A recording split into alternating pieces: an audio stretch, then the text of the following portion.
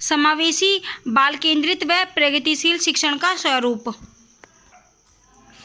समावेशी शिक्षा सभी नागरिकों की समानता के अधिकार को पहचानने और सभी बालकों को विशिष्ट आवश्यकताओं के साथ साथ शिक्षा के समान अवसर के रूप में देखा जाता है।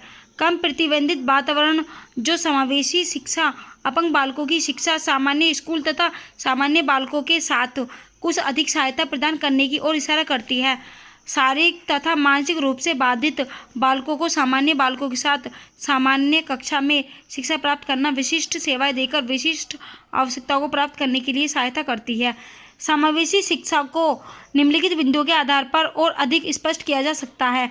असमर्थ बालकों को सामान्य बालकों के साथ विशेष सेवाएं प्रदान करना, स्थायी शिक्षकों तथा प्रशासकों को आवश्यकतानुसार सहायता प्रदान करना, एक समान समय सामग्री लागू करना, असमर्थ बालकों को भी विद्यालयों की अन्य गतिविधियों जैसे कला, संगीत, भ्रमण तथा व्यायाम आदि में शामिल करने का प्रयास करना, असमर्थ बालकों के लिए भी ऐसे प्रबंध करना कि वह भी पुस्तकालय, खेल के सामान तथा खेल के मैदान आदि का समान रूप से प्रयोग कर सकें।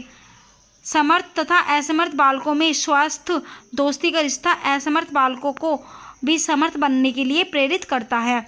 इस बात की प्रेरणा देना कि असमर्थ बालक भी इस समाज का अंग है तथा उसको शिक्षित करना आपका भी कर्तव्य है। प्रत्येक बालक को इस प्रकार की शिक्षा देना कि प्रत्येक बालक एक दूसरे से भिन्न होता है तथा सभी की आवश्यकताएं अलग अलग होती हैं।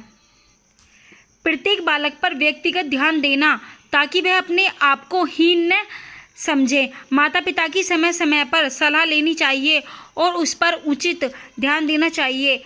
समावेशी शिक्षा के उद्देश्य: बालकों में आत्मनिर्भरता की भावना को विकसित करना, असमर्थ बालकों को शिक्षित करके देश की मुख्यधारा से जोड़ना, असमर्थ बालकों को सामाजिक व सांस्कृतिक रूप से समाज से जोड़ना, जागरूकता की भावना का विकास करना, प्रजातांत्रिक मूल्यों के उद्देश्यों को प्राप्त करना, समाज में असमर्थ बालकों में फैली भ्रांतियों का सामना करने के योग्य बनाना, असमर्थ बालकों को आत्मनिर्भर बनाकर उनके पुनर्वास का प्रबंध करना, बालकों की असमर्थताओं का पता लगाकर उनको दूर करने का प्रयास करना। समावेशी शिक्षा का महत्व: पहले ऐसा माना जाता था कि असमर्थ बालकों को अलग से विशिष्ट शिक्षा प्रदान करनी चाहिए क्योंकि उनकी आवश्यकताएं सामान्य बालकों से अलग होती हैं। उनके लिए विशेष रूप से प्रशिक्षण शिक्षकों की आवश्यकता होती है जो उनकी आवश्यकता अनुसार शिक्षा प्रदान करते हैं। कई आलोचक इस बात को लेकर आलोचना करते हैं कि विशिष्ट शिक्षा बालकों को शिक्षा के एक समान अवसर प्रदान करने की अपेक्षा पृथकता की भावना उत्पन्न करती है। इस शिक्षा से असमर्थ बालकों में हीन भावना उत्पन्न होती है। बाल केंद्रित शिक्षा: बालक के मनोविज्ञान को समझते हुए उसके लिए शिक्षा की व्यवस्था करना एवं उसकी कठिनाइयों को दूर करने का कार्य बाल केंद्रित शिक्षा के अंतर्गत किया जाता है। भारतीय शिक्षाविद गिज्जू भाई बाल केंद्रित शिक्षा के क्षेत्र में विशेष कार्य करने के लिए प्रसिद्ध हैं। बाल केंद्रित शिक्षा में गिज्जू भाई का नाम सबसे पहले आता है। बाल केंद्रित शिक्षा की बालकों को समझना: बालक जो कुछ सीखता है उससे उसकी आवश्यकताओं का बड़ा निकट संबंध है। जैसे स्कूल में पिछड़े हुए और समस्याग्रस्त बालकों में से अधिकतर ऐसे होते हैं जिनमें आवश्यकताएं स्कूल में पूरी नहीं होती, इसलिए वे सड़कों पर लगे बिजली के बल्बों को फोड़ते हैं, स्कूल से भाग जाते हैं, आवारागर्दी करते हैं और आस पड़ोस के लोगों को तंग करते हैं तथा मोहल्ले के बच्चों को पीटते हैं। मनोविज्ञान के ज्ञान के अभाव में शिक्षक मारपीट के द्वारा इन दोषों को दूर करने का प्रयास करता है, परंतु बालकों को समझने वाला शिक्षक यह जानता है कि इन दोषों का मूल उनकी शारीरिक, सामाजिक तथा मनोवैज्ञानिक आवश्यकताओं में ही कहीं न कहीं है। शिक्षण विधि: शिक्षा शास्त्र शिक्षक को यह बतलाता है कि बालकों को क्या पढ़ाया जाए, परंतु असली समस्या यह है कि कैसे पढ़ाया जाए। इस समस्या को सुलझाने में बाल मनोविज्ञान शिक्षक की सहायता करता है। बाल मनोविज्ञान सीखने की प्रक्रिया विधियों, महत्वपूर्ण कारकों, लाभदायक और हानिकारक दशाओं, रुकावटों, सीखने का वक्र तथा प्रशिक्षण संक्रमण आदि विभिन्न तत्वों से परिचित कराता है। इनके ज्ञान से शिक्षक बालकों को सीखने में सहायता कर सकता है। शिक्षा मनोविज्ञान शिक्षण की विधियों का भी मनोविज्ञान विश्लेषण करता है और उनमें सुधार के उपाय बतलाता है। बाल केंद्रित शिक्षा में शिक्षण विधि को प्रयोग में लाते समय बाल मनोविज्ञान को ही आधार बनाया जाता है। मूल्यांकन और प्रशिक्षण।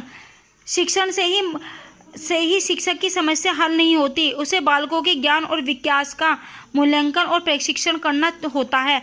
मूल्यांकन से परीक्षार्थी की उन्नति का पता चलता है। शिक्षा की प्रक्रिया में शिक्षक और शिक्षार्थी बराबर यह जानना चाहता है कि वे कहाँ प्रगति कर रहे हैं और यदि उनको सफलता अथवा असफलता मिलती है तो क्यों,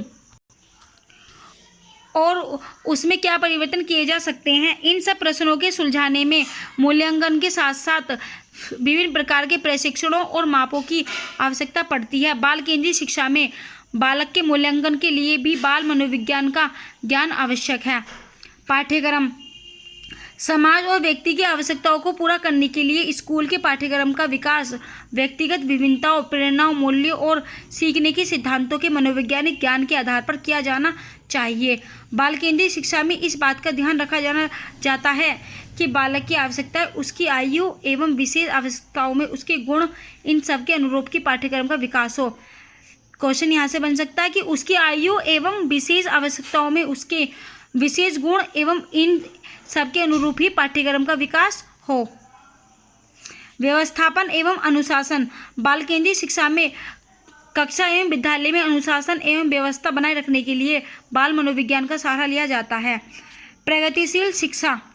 प्रगतिशील शिक्षा पारंपरिक शिक्षा की प्रतिक्रिया का परिणाम है। प्रगतिशील शिक्षा की अवधारणा के विकास में जॉन डीवी का विशेष योगदान रहा है। प्रगतिशील शिक्षा में सबसे ज़्यादा जो योगदान रहा है वो जॉन डीवी का है। प्रगतिशील शिक्षा की अवधारणा के विकास में जॉन डीवी का विशेष योगदान है। जॉन डीवी संयुक्त राज्य अमेरिका के एक मनोवैज्ञानिक थे। प्रगतिशील शिक्षा की अवधारणा इस प्रकार है। शिक्षा का एकमात्र उद्देश्य बालक की शक्तियों का विकास है। शिक्षा का एकमात्र उद्देश्य बालक की शक्तियों का विकास है।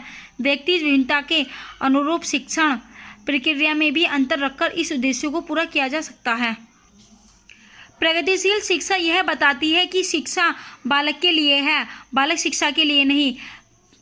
प्रगतिशील शिक्षा यह बताती है कि शिक्षा बालक के लिए है, बालक शिक्षा के लिए नहीं है। इसलिए शिक्षा का उद्देश्य ऐसा वातावरण तैयार करना होना चाहिए जिससे प्रत्येक बालक को सामाजिक विकास का पर्याप्त अवसर मिले। प्रगतिशील शिक्षा का उद्देश्य जनतंत्रीय मूल्यों की स्थापना है। प्रगतिशील शिक्षा में शिक्षण विधि को अधिक व्यवहारिक करने पर जोर दिया जाता है। इसमें बालक के स्वयं करके सीखने की प्रक्रिया पर जोर दिया जाता है। प्रगतिशील शिक्षा में शिक्षण विधि को अधिक व्यवहारिक करने पर जोर दिया जाता है। इसमें बालक के स्वयं करके सीखने की प्रक्रिया पर जोर दिया जाता है।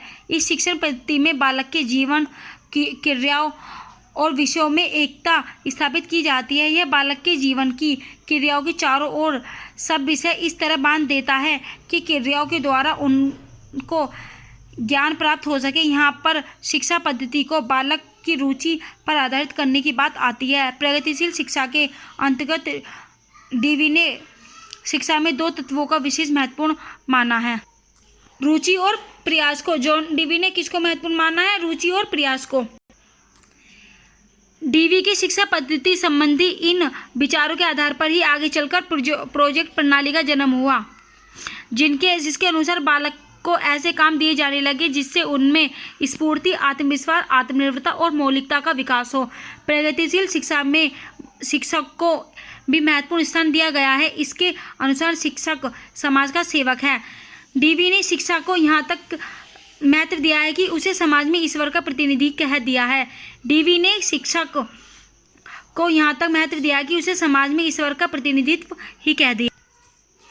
सच्चा अनुशासन सामाजिक अनुशासन है। शांति साधन है, साध्य नहीं। आत्मानुशासन उत्पन्न करने में उत्तरदायित्व की भावना का विशेष महत्व है। आत्मानुशासन उत्पन्न करने में उत्तरदायित्व की भावना का विशेष महत्व है।